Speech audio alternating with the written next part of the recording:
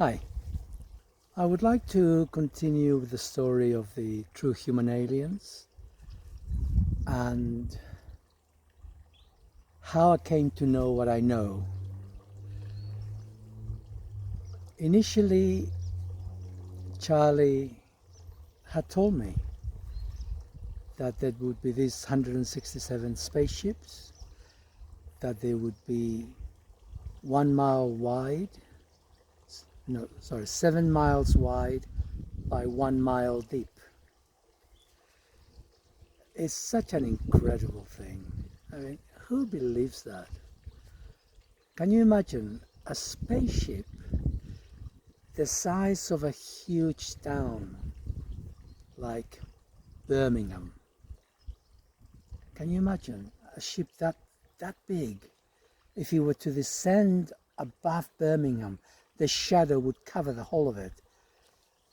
And Charlie said that they would be hidden um, behind the various planets and within the various planets, and that they were just waiting.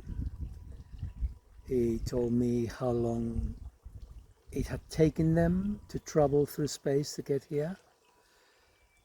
And I questioned that initially because it seemed such a long time. But then I reasoned, well, if you're coming from a long distance, then you don't want to miss the party, especially when it's going to take quite a while going through the galaxy to get to where we are. So they left with plenty of time. Hence why the reason that they've been here for about 25 years.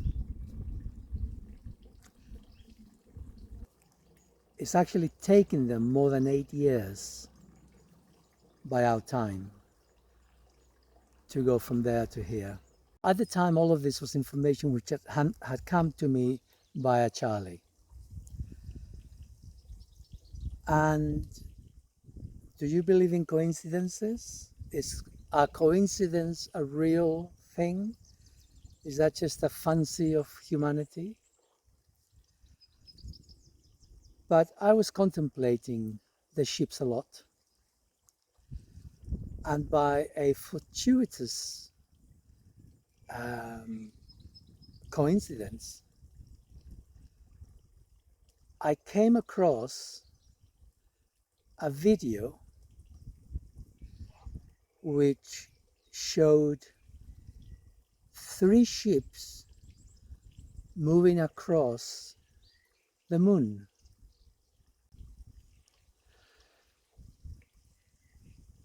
And this, some people afterwards said, "Oh, this is a forgery," you know. We're either total believers or we're total skeptics. There's no in between.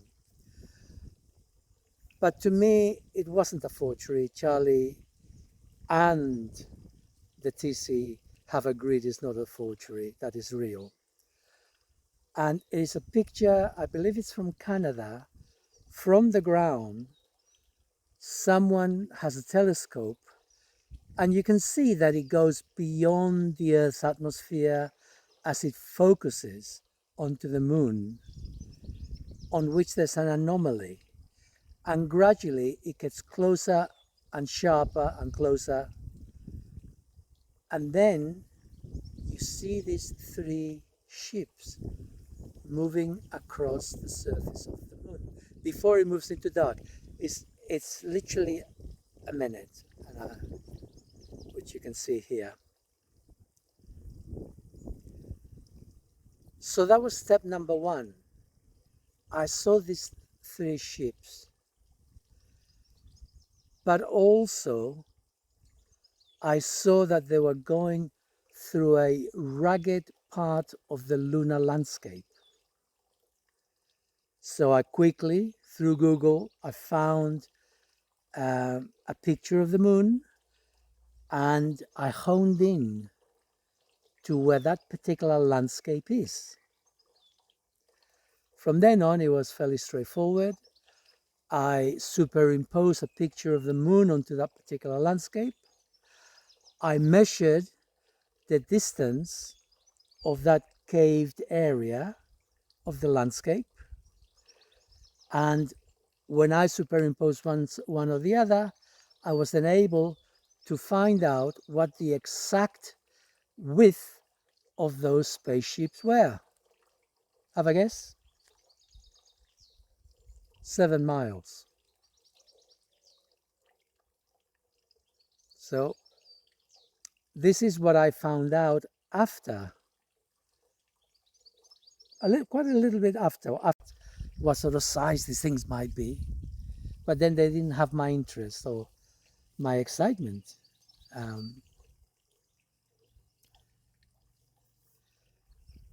So we've got these spaceships. I did ask TC, because these spaceships, they're actually intergalactic vessels. Theoretically, they can transverse from one galaxy to another. And they do have enough fuel within them to keep them going that long. Actually, that isn't quite true. Hold on.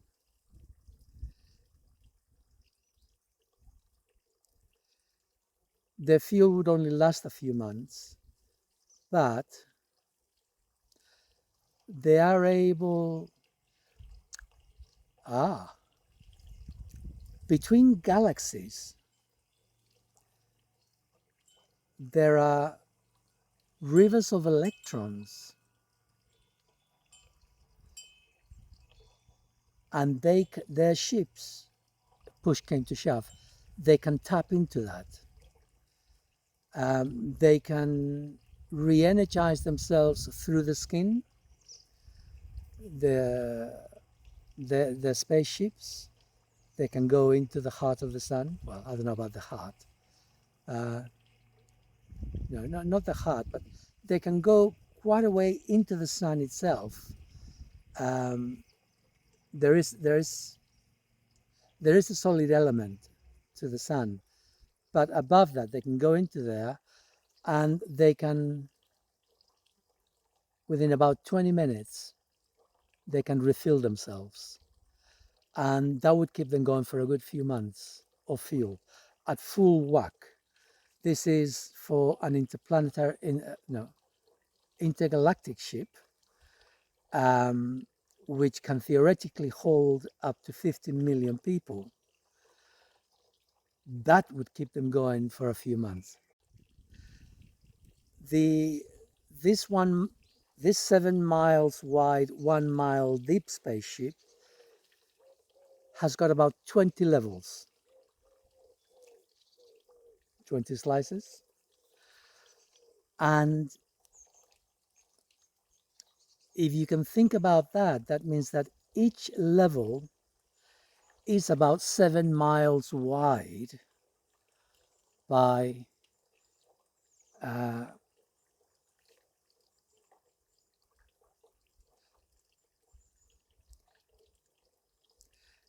7 miles wide by about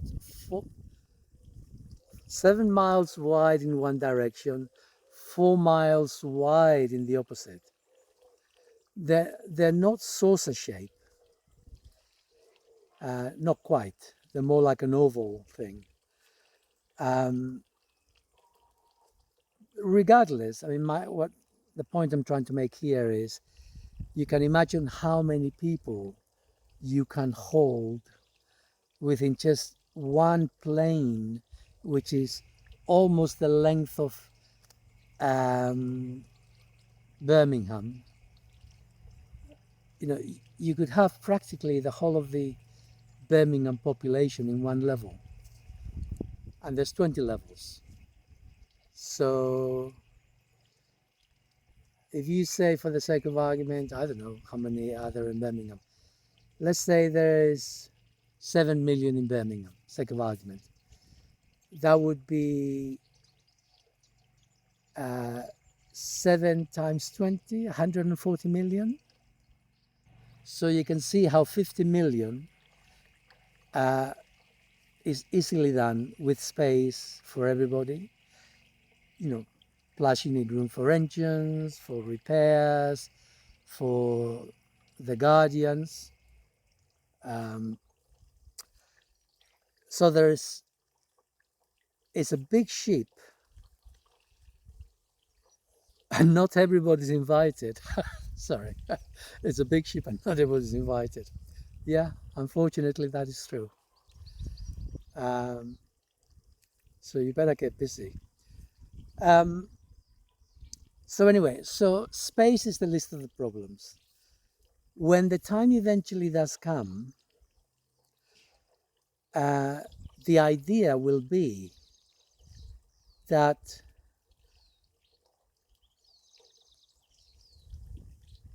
the spaceships will not come into the Earth, but they do have shuttles, each of which holds about 25 people, can hold up to 25 people. And these shuttles will descend in different parts of the Earth simultaneously. And to begin with, the first ones to be called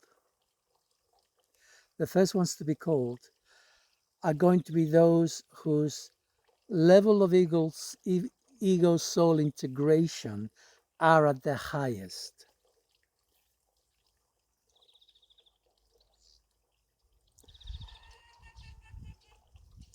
And this will be between 65 upwards. The maximum for any human being is about 88. I think it's 88.9, but no one's going to make that.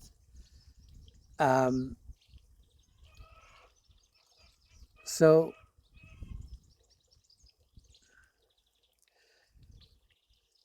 so that means that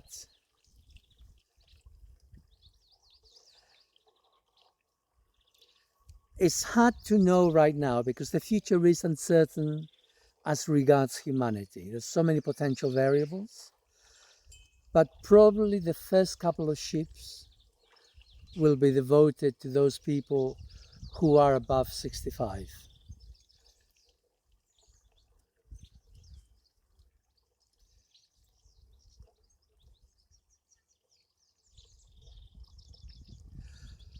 Although they are allowing for around four spaceships for that. But even if they need more, it's not a problem. Because if you divide 167 ships by 50 million, you will come to a figure of roughly about 8 point something billion. And if Charlie is to be believed, and if you look out there and you start to look at the statistics, world population will have gone down to about 6.5 billion, give or take. People are beginning to drop off like flies. A lot of women are infertile now, even more so after these last few years. And it's an exponential curve. Anyway, so the first few ships will be devoted to those who are at a higher level of integration. Why? This isn't apartheid. It's simply that they will be going to a different planet. Those at a higher level in themselves of integration will go to a planet best suited for their present level then of integration. And then from there, well, it's the rest of them.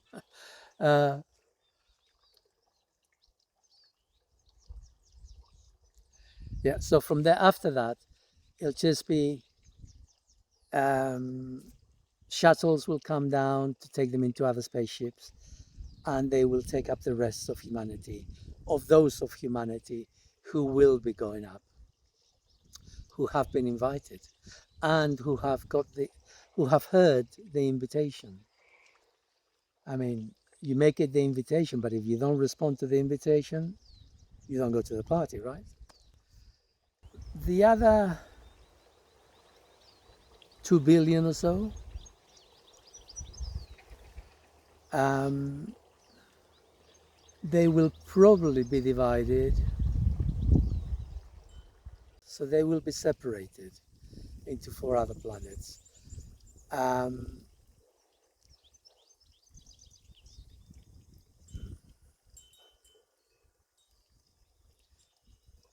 some of those planets will already be inhabited, but not all of them. And there will be some sort of evaluation as to whether the individuals in question would be happier to be isolated by themselves, or whether they would be excited to experience different alien races who will nevertheless appear to be quite human. There will be differences, but there will be some similarities. So there will be some choices, and the choices will depend on your inner development, inner ability, inner strength, inner curiosity, whatever it is. So it's not all black and white. There will be some choices.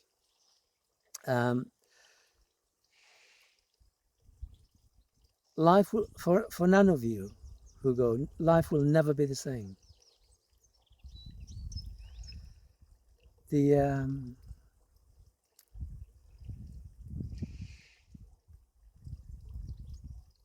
the horribleness which is this earth will cease to exist. You will literally, within reason, be able to have anything you wish for, because energy will be in plentiful supply for anything. And all the 4 planets contained artificial intelligence, which will take care of all the needs for humanities, for whichever planet you go into. They will be certainly be far, far in advance of where we are now. You might question, well, what do people do?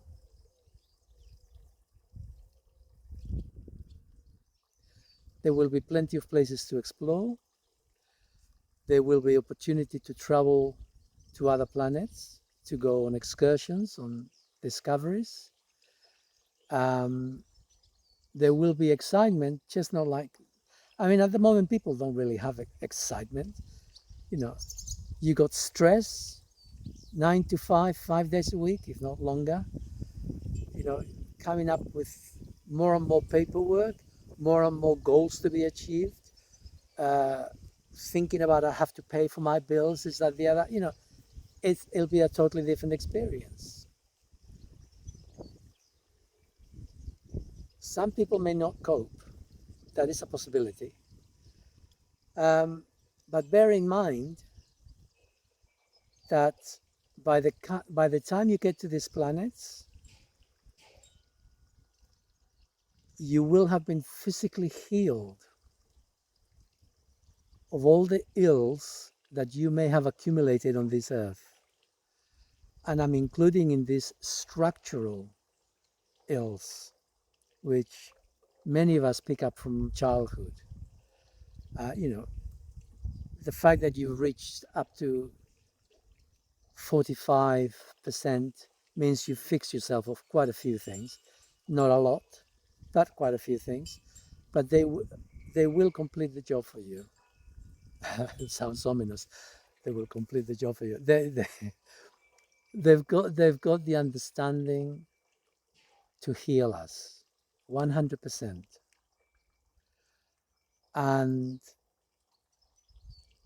they also have the understanding to heal our minds of any beliefs which are um, anti-life, really. All rigid, anything that is rigid is anti-life, because life is flexibility, death is rigidity. So I'm just going to lump them in that word, call them anti-life. Belief systems that keep us rigid, they're anti-life. And right now we've got a lot of them. Anyway, so what I'm saying is, I'm not saying it's going to be milk and honey, but as close as, because you will be psychologically healthy, you will be physically healthy, all the stresses and pressures of the world will have disappeared. You will no longer be under the oppressiveness of the Kali Yuga effect, and you will find that your spirits will rise. I'd love to experience that. We shall see. And the whole process will take around 11 months. They will start the year before. So we're talking 2044. By 2044, the movement will begin, the shit will hit the fan. Because if you think that you can displace half the world population as it will be at then off planet without repercussions, there will be repercussions. And we don't know, okay? We don't know the future. We can only surmise the potentiality of what might happen. But at some stage, they're going to get pretty miffed that people are buggering off planet without a passport. And this is why when these space shuttles, when they land, there will be a very short notice. Basically, individuals will be told the day before exactly where they need to be. They will be given about 6 hours notice. I'm thinking in my head, I'm thinking, hold on a minute. If you're going to pick me up at 8 o'clock in the morning, that means it's 2 o'clock in the morning. I'm not going to hear the call, am I?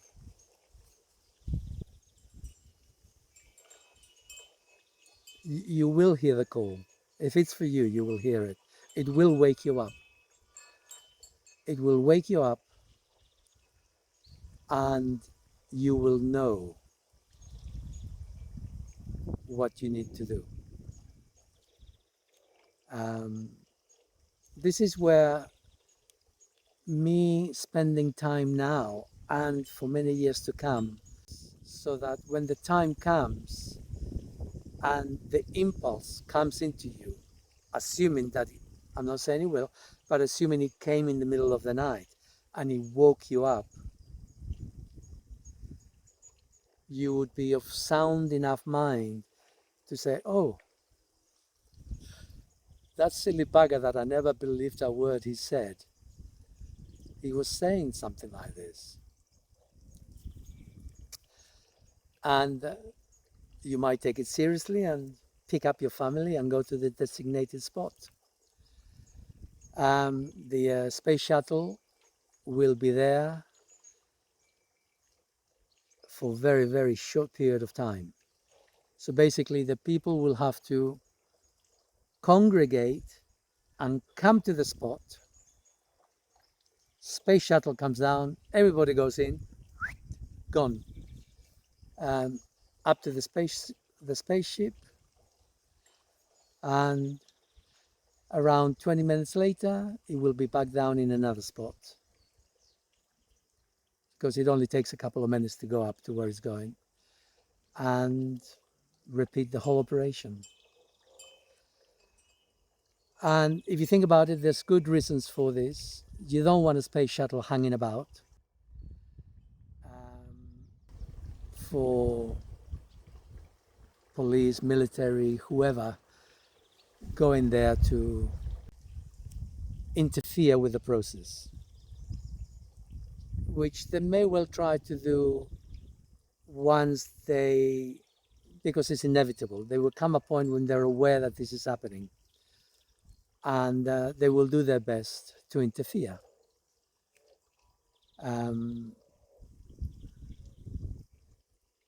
So that raises another question for me,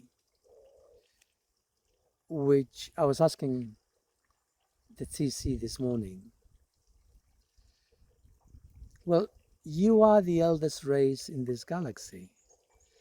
In the last 2 billion years that you have records of yourselves for, has anyone attacked you? The answer to that is no. They have never been under attack by anybody. And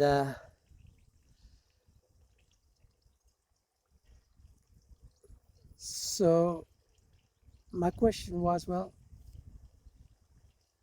if push came to shove, would you defend yourselves? And the answer is, well, no. The TC don't need to defend themselves. But if push came to shove, their guardians would. The guardians would defend them.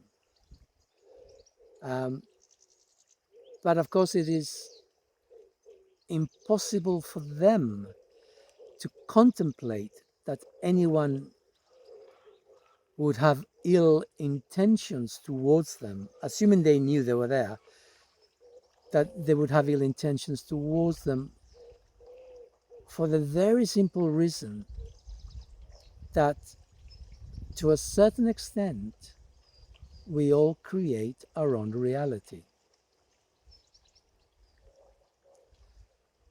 And the TC are beings of love.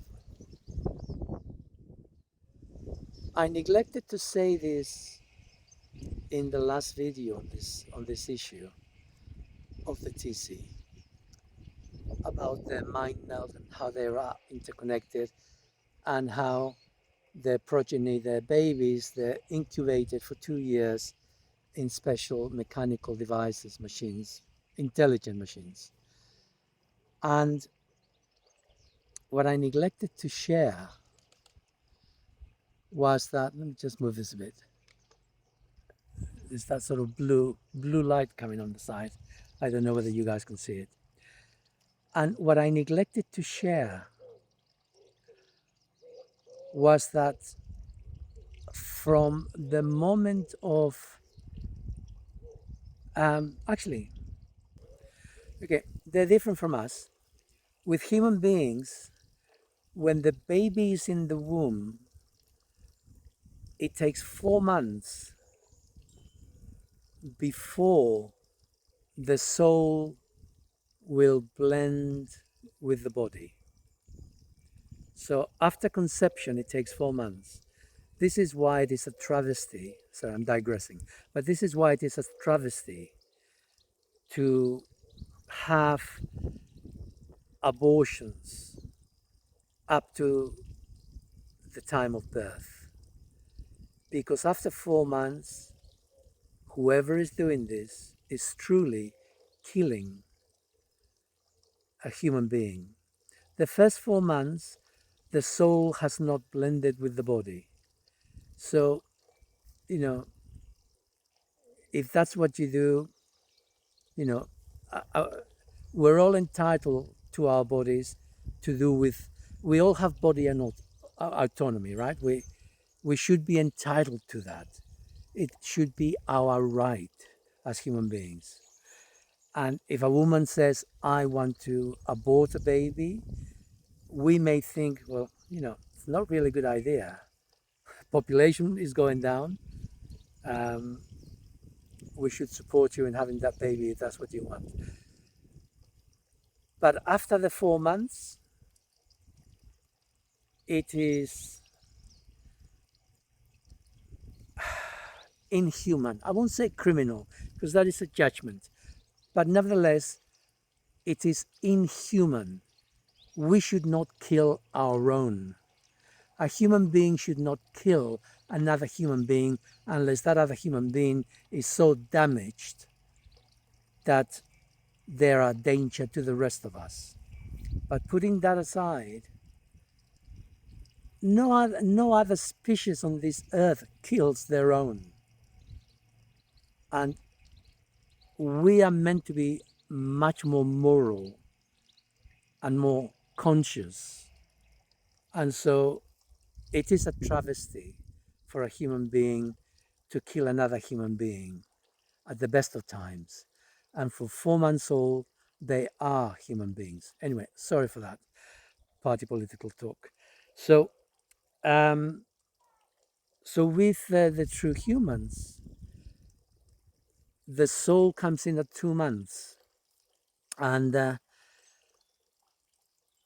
from 2 months on, they're conscious, as in the soul is in there.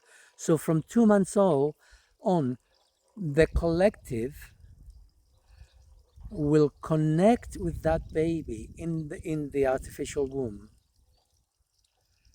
and infuse it with their love.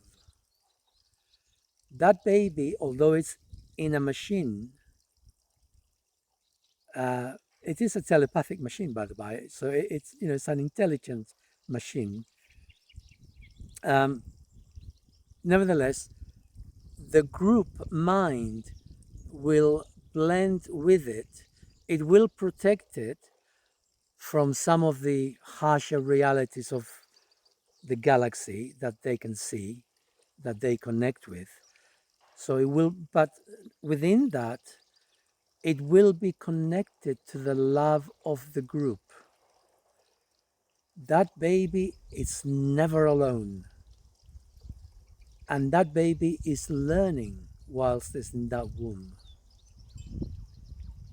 Can you imagine such a thing? Can you imagine going from birth through life filled with love, acceptance, cared for?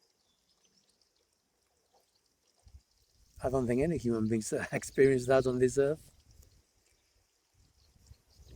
So, whilst they have an ego, their ego is very, very small part of who they are. Their soul shines through them in a way that we'll never experience. We may approximate if we get close, if we get above 85%, we'll get really close. But there are not many people on this earth above 85%. Anyway, it's getting on. I'll stop there. I'll come back another time. As usual, do you enjoy what I share? Give me a like. Please let other people know that I exist. Promote me. There's not many people right now capable of hearing what I'm sharing. I need you guys to go out there and promote me. I'm just a lone voice in the wilderness right now. Bye for now.